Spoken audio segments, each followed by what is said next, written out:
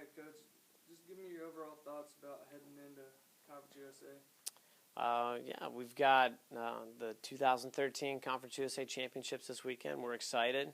After leaving the Atlantic 10 last year and moving back into Conference USA, for me as an athlete, I got to compete in there and had a lot of fun.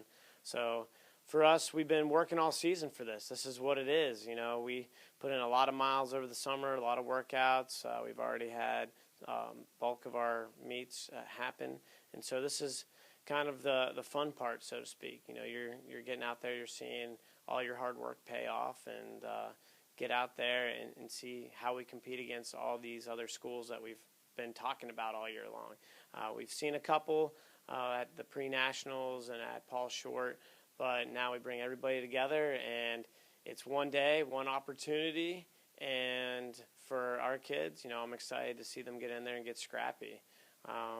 It's going to be definitely a tough battle on both sides, but I think we match up very well on the women's side with the top 5 or 6 teams in the conference.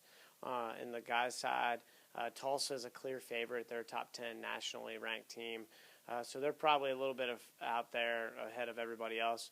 But we match up with some of the other teams that are, you know, being that top 5 as well, besides Tulsa. So my expectations going in is, you know, for them to give 100% and not back down, and get out there and see if we can't surprise some people and bring back some hardware. Now, going from the Atlantic 10 with distance heavy, going into Conference USA, where they can only run 7 or 10, how is that going to maybe play an advantage or maybe a disadvantage to some other teams? For being in the Atlantic 10, we used to be able to have 12 per team, and there were 14 teams. So you're talking, you know, a pretty big meet. This will be a little bit smaller in terms of the amount of people actually racing.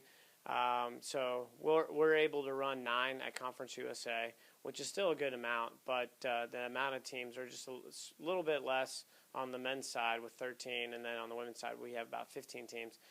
But just looking around the conference, I don't think every team's going to bring 9, so I expect it to be about 100 people per race. And then for the races that we've been doing, most of our races have been 200 plus, 250, close to 300, even 400 in some of our races. So for us, we're prepped to be ready for these big races, and now that it's going to be a little bit fewer, I think we're going to be able to see each other very well and be able to work together, and that'll be our goals. We've been kind of working on that all year, is just working together and helping each other out and pushing each other during the race and try and match our targets, you know, in regards to the other teams that we're racing against. We have some key individuals that we need to be, you know, looking for, or teams, so to speak, to make sure that we're matching up with their runners.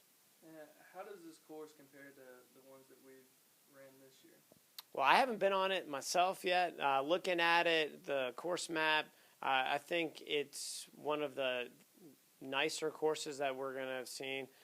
It's going to be more of a golf course type surface, and it's kind of a big open field, similar to maybe the pre-national course, but a little flatter.